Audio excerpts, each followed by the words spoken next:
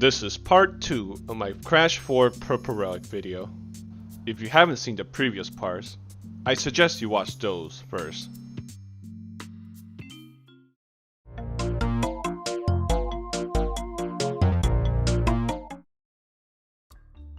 Seeing Double.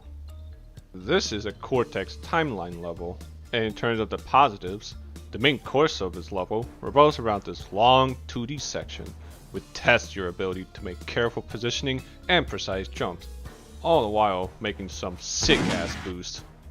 But what I love about this stage is the high risk, high reward moments that it brings to the table.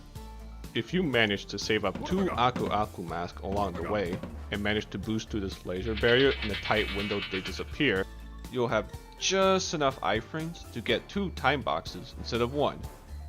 Getting past through this laser barrier without taking damage is very hard to do. I don't always succeed. You gotta be fucking.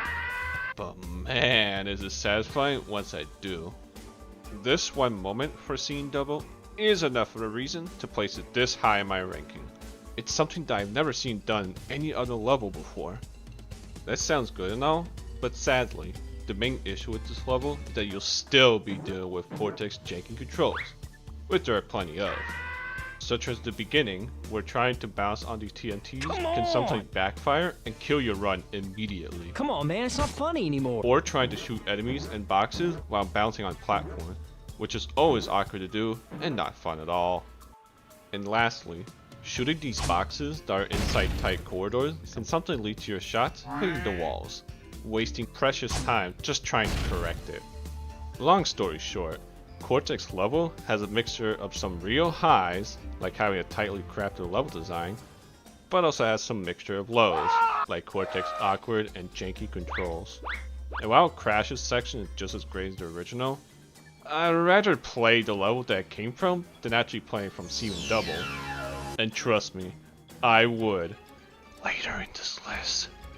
So yeah, not a bad Cortex level.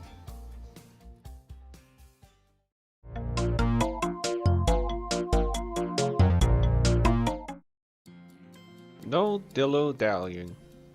What's that? A timeline level which outranks the original? That's crazy! In this case, no dillo-dallying over Run It By You. But why is that?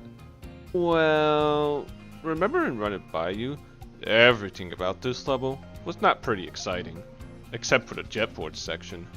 Well, in No Dilly-Dallying, these boring moments are replaced with something a bit more exciting. In this case, Dingo Dong. Yes, this huge hunk of thing has level design that is more exciting than Crash's actual level, and that really says something. The best example I can explain why is through the beginning. Sure, you can choose to stay on that boat the whole way through, or you can tell that boat, "Hello son, I'll be right back. I'm gonna go buy some milk," and fully abandon it to jump to as many platforms as your heart desires, collecting time boxes along the way. You can even use these crates at the end to completely hover over that wall of nitros instead of blasting through it normally, which is so awesome. The rest of Dingo Dall's section is also good, relying on you carrying those TNTs to blow nitros up blocking your path, along with having some fun movements overall. Good stuff. Be warned though, seeing that both this and home cooking is located in the same dimension, Mosquito Marsh, expect to see some paranormal shit going on with this level as well. Like, what the fuck is this? Get away from me! Leave! Ah! However, I do have some few complaints with this level. Firstly, while Dingo Dall's vacuum is utilized well, it can sometimes feel a bit wonky at times, as your TNT chucks can sometimes miss due to the auto aim working against you. Secondly, since this is a timeline level based on Run It By You, my opinion of Crash's section hasn't really changed at all. The boat section is still just as boring as it's always been, but the jetboard section is still pretty good. So it's a mixture of good and bad. All of these pros and cons makes it appropriate to have No Dilly-Dallying land right here in my rankings, where it has a good first half, but a mixed bag of a second half.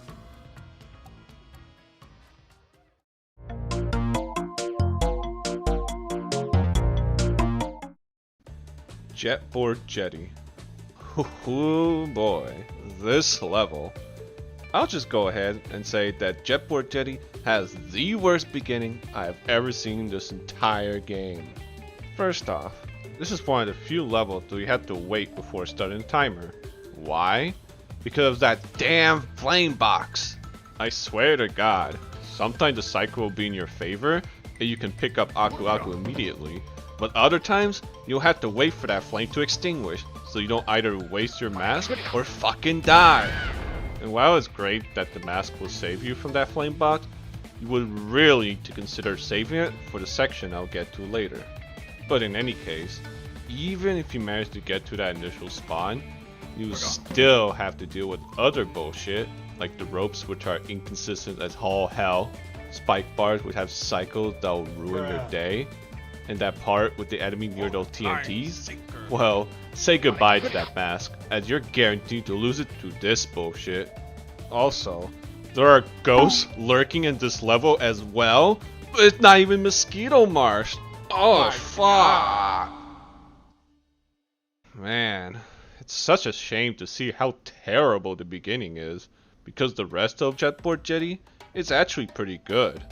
The numerous times where you traverse with the jetboard. Wow, a jetboard? Who would have known? It's pretty nice. Speeding through rivers while avoiding obstacles like whirlpool, naval mine, and cannonballs is actually pretty fun. And difficult at times, so you'll need to get good at dodging in order to leave these sections unscathed. There are also numerous times where you'll be navigating through these moving conveyors, and while it might look like a boring auto-scroller, it's actually not. As not only there are plenty of obstacles to keep you on your toes, but it can almost be skipped entirely by jumping through these spikes and whatnot, which is where these masks come to play. Remember that I said to save those at the beginning? Well, this is why. You'll need that invincibility to efficiently go to these sections unharmed and allows for some shortcuts that are normally impossible without them. Which makes it even more unfortunate when you realize that everything in the beginning is out to get you, taking away your triple mask privilege, from the flame box, to spike bars, and enemies with short, telegraphic attacks. One other highlight I would like to mention is the bridge section, Shit. Here we go again. where you use Lanny Lolly to phase in platforms, along with extra goodies like time boxes and masks. I'll explain more about my thoughts on Lanny in a later entry, so for now, I'll say his section is pretty good. So in conclusion, while Jetboard Jetty has the worst start I have ever seen in a video game, it also has some fun and well thought out level design as well. Thank fuck I don't have to deal with Louise at the end, as she is skipped entirely in time trials, but if she would have appeared, this level would have been far lower on my list.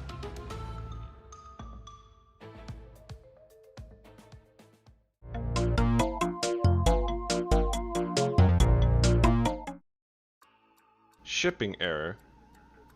Shipping error. What more can I say about it? It's a Cortex timeline level that's actually pretty good for the most part. I like the level design found at the beginning, which takes full advantage of his dash ability to speed through tight corridors, while also making some precise jumps, especially when it's all through bottomless pits. Also, shout out to that crate in the beginning, where they bounce you at just enough height to let you boost at the highest steps. Satisfying stuff. Anyways, the middle portion of the level is also great, where you first blast your way to enemies and boxes Rambo style, followed by dashing to these moving platforms coming from sideways. You'll need to adapt and anticipate when they'll appear, since it's not always consistent, making it quite tricky to navigate at times. But then we get to the long vertical section. If you don't know what you're doing, or have bad luck with the cycles, this section is pretty awful. Trying to turn these moving UFOs into bouncing platforms can, of course, be very awkward, even more so when you're bouncing yourself. In such rare cases, you can even get sniped by these gas mocking scorchers when you ascend your way up, which can be infuriating at times. Bloody hell, you're awful. However, when everything does line up together, and you can get to these parts on your first or second try, it's actually very satisfying, and I swear, I can almost put these in a montage or something. The crash portion after Cortex is also just as good as the original. But again, I would rather play the level that it came from than have to go through the side characters portion first. But thankfully, that timeline portion is actually pretty good. So yeah, a good level in hindsight, but an exceptional one where you get a god run going.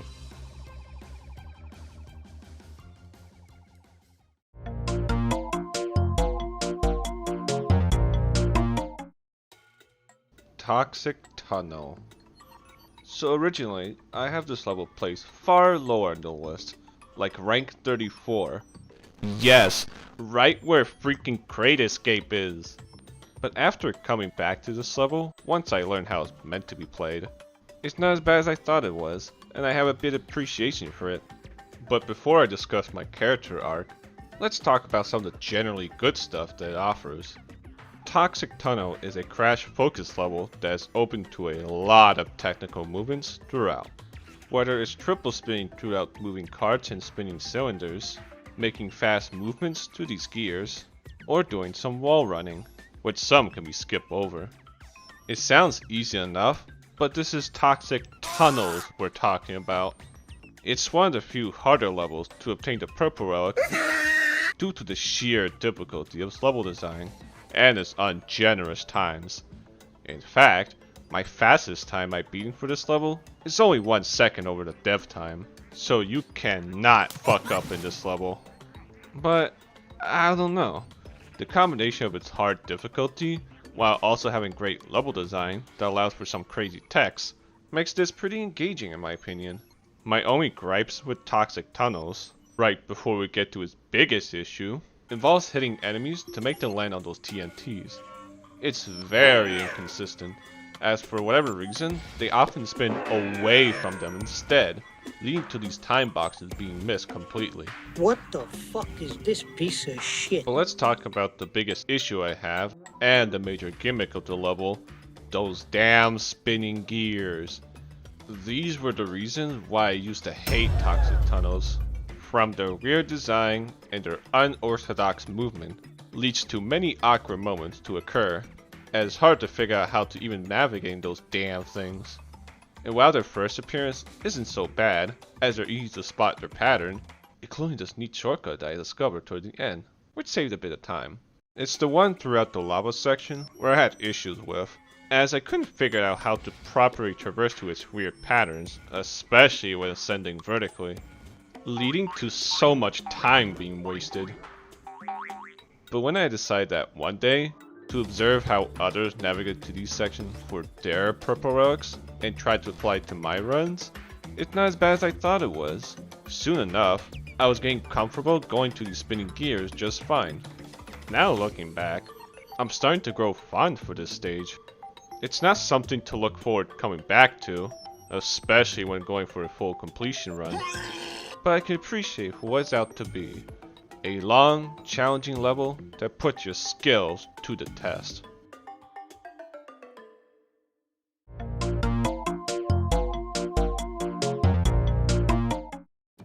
Blast to the Past. So I find this level to be pretty fine, but it has some slow moments that really bogs this down. And to put the issue right off the bat, these grind rails, they are so freaking boring. I swear to God, the combination of its long length, the minimal challenge it offers, and an extremely forgettable music makes this a chore to go through. It's like I'm going through a lobotomy with how boring this is. And it's near the beginning, so it gets pretty repetitive real fast. Same case with the second rail grinding toward the end. However, outside of rail grinding, Blast to the Past, it's actually pretty good. The volcano section, after the first grind rail, being the biggest highlight, as it's very fun to blast your way through. With the combination of high speed movement and careful slide spins, you can make this into a montage for how impressive it looks. Also, you can impress your friends and showcasing how much of a speedrunning god you are. Joke aside, what makes this section even better is when you have Triple Mask, as it allows you to not only run through this section without taking damage from the lava, but you can easily go to the vine section without any harm. Which reminds me, Kapuna exists in this level. Yeah, to briefly explain, she's essentially a quantum mask that allows the ability to slow everything down, which can be useful in this level if you don't have Triple Mask, as you can slow down the vines to safely pass through these platforms. But she's situational outside of that because you have Triple Mask, so she may not be as useful as I hoped she would. Not a great first impression so far, but she'll be better represented in later entries. Trust me, she can get really fun.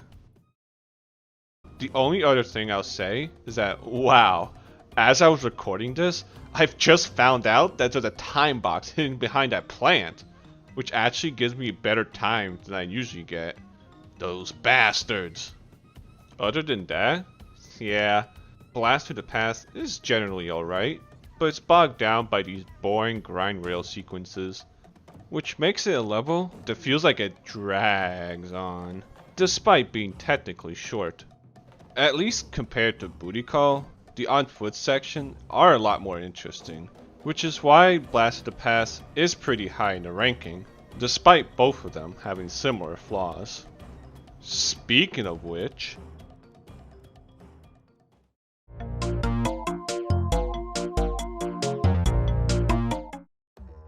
a real grind.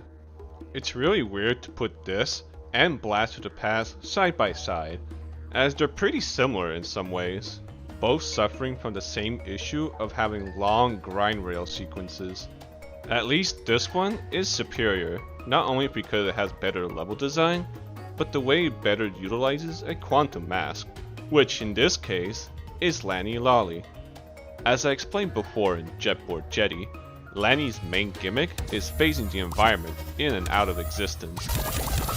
My overall opinions about him is that he might not be as technically complex in terms of movements like Ika Ika or Akano, but the mental gymnastics required to navigate to this section can be unreal. Holy shit. Having to coordinate between quickly moving around with triple spins while also shifting objects blocking your path or whatever it is to collect, it can be pretty difficult at times, and it's something too much for my dumb little brain to handle. Yet, when you practice enough and get used to its level design, it becomes second nature. And thankfully, the beginning of A Real Grind really demonstrates his abilities well, by having to shift things constantly to collect time boxes, run on platforms, or passing through walls. Doing all of this can be some crazy and exhilarating stuff. But the other parts in the level are not bad either. Highlight being toward the end, where you continue to use Lanny to make even more crazy maneuvers. However, there are a few issues I have with this level which slows this down a little. First off, during the first 2D section, there are these sharks that jump out of the sand pits. These always interrupt your flow, as you have to wait for their cycle to end. You can technically use your Aku Aku mask to damage through them, but you might need to keep that, as a triple mask might be useful to clear this 3D section with the drum barrels and passing by the row of time boxes efficiently, so you're kinda forced to wait for the sharks to cycle through. The other issue I have, like I mentioned at the beginning, are these grind rails. The first one being so boring. I swear to God, I'm always falling asleep when I'm in this section. But unlike Blast to the Past, the second grind rail is a bit more interesting, as getting these 3 time crates while also dodging that TNT is very precise. I like that for some reason. It keeps you a bit on your toes, you know? Still doesn't say for how boring the rest is though. In short, A Real Grind still suffers from most of the stage being either really boring or really slow. But it's at least fortunate enough to have great utilization of Lanny, along with having some great on-foot moments as well. But despite being the superior one, it's still sad to see it this slow in my ranking.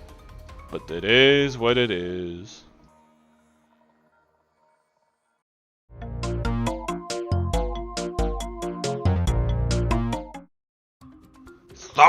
He blows!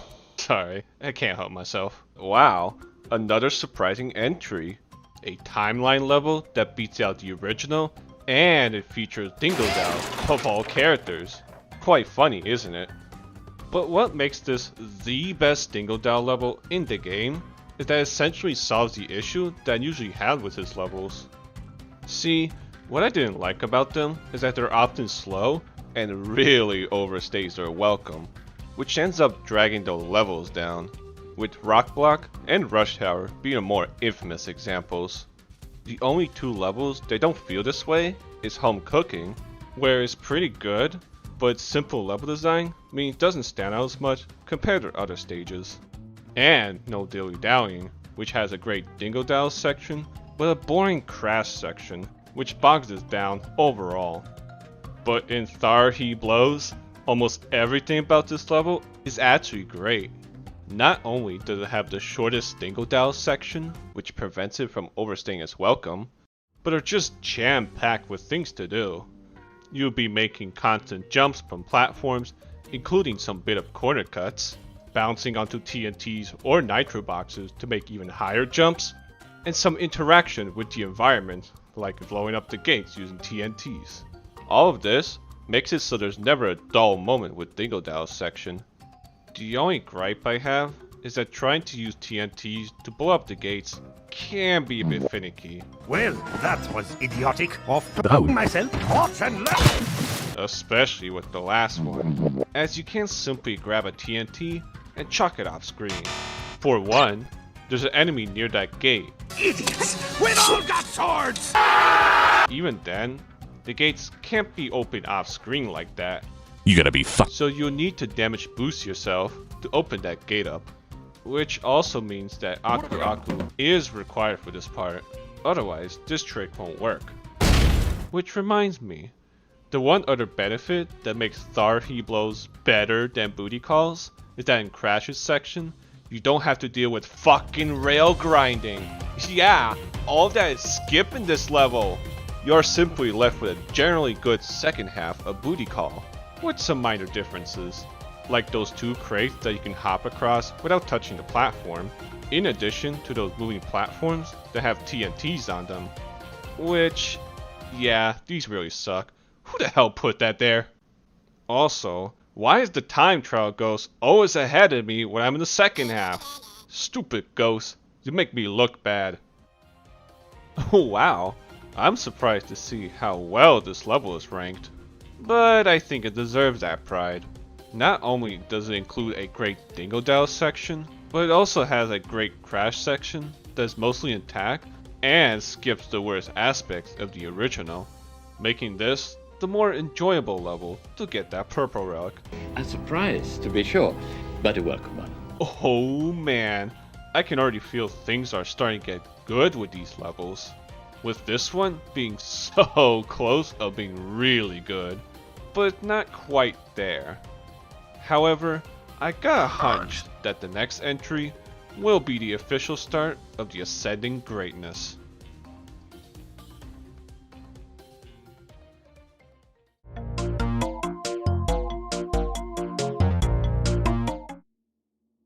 Dragging on. So guys, we did it! We have finally ascended to Great Level Haven. Levels that surpass any amount of enjoyment for attaining these purple relics. We went from levels that were straight up garbage to ones that leave very little impressions, and those that are simply good. But now, we are getting to some amazing stuff. Yeah, this early on. The first one in the list, Dragging On. So what makes this level great, you may ask? Well, let's put this out of the way. Akano, the best Quantum Mask to ever exist in this game. And I don't think I'm alone with this one either. For those who don't know, Akano's ability is transforming Crash into a Death Tornado, which lets you glide from platform to platform or soar to the sky as you make precise aerial movements. You are impervious to any form of enemy damage, which includes knocking back projectiles. Casually, Akano can be fun to use, albeit a little slippery. But what makes him even better is by using this little known trick. See, when you transform to the Death Tornado while you are triple spinning, The speed from which you gain from these spins will carry over to Akano's transformation, which can lead to situations like this. Yeah, that's right, you'll be flying in such high speed, it's ridiculous.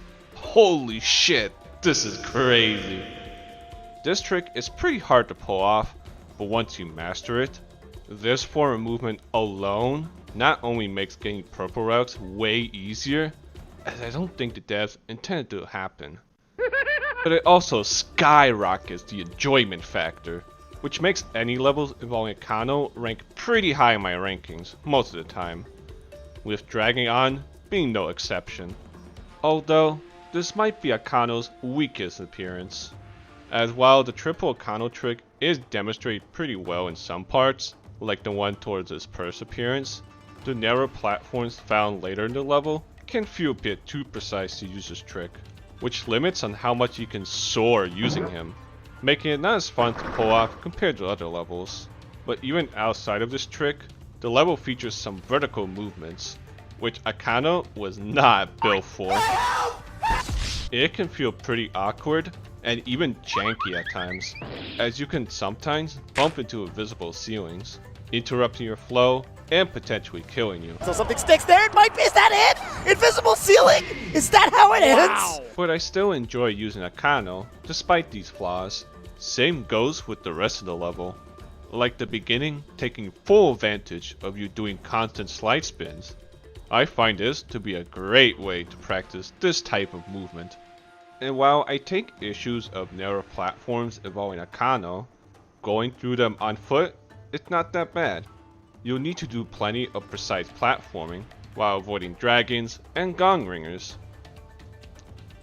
Overall, Dragging On is a good level that has some great precise platforming, but it's the weakest level when it comes to using Akano, which is why it's in the lower part of the great level category. As it's not a bad level, far from it. It's just that the best gimmick in the game is used far better in other levels.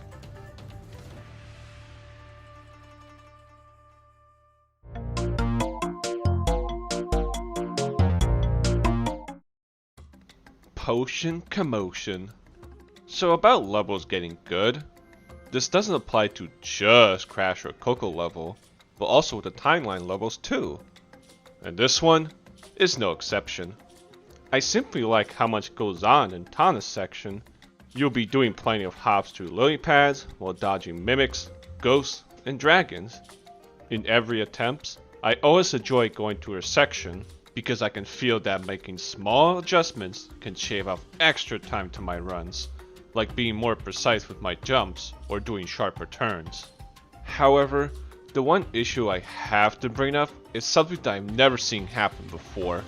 If you somehow run through the level too fast, sometimes the cycle can put you in such disadvantage that it can either stall some time or straight up kill you. Jeez, never seen a level punish you for being this good. The other minor issue I have is that damn wall jump oddity at the beginning, similar to Truck Stop. Thankfully, it doesn't put you straight to death, but instead an awkward spot. Sometimes. But setting these issues aside, after going to a few wall jumps and doing some grapples at the end, you are then greeted with Crash's portion of the level. And I don't think I need to explain to you why it's great. The clip alone demonstrates this. Though, to be fair, I would rather play Give It a Spin to get some fixture for some crazy Akano madness than having to play Potion Commotion, mainly since I'll have to adjust the controls between side characters and Crash, which could be jarring to get used to sometimes. So I'm only really judging this level for Tana's portion, even if Crash's portion is a neat bonus. And for what it is, it's outstanding. It's the best Tana level for having some great level design that tests your agility skills, all the while giving you a burst of dopamine when you're ever so slightly improving your times. But don't be too good, otherwise you're gonna have a bad time. But besides that, a great level all around.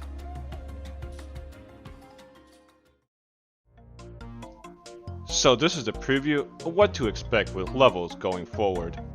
But for now, this is the end of part 2 of my Crash 4 Purple Relic video. These videos are getting longer and longer to make, so expect the upload window to be inconsistent. But in any case, I hope you still enjoyed the video and look forward to part 3, where levels will get even better.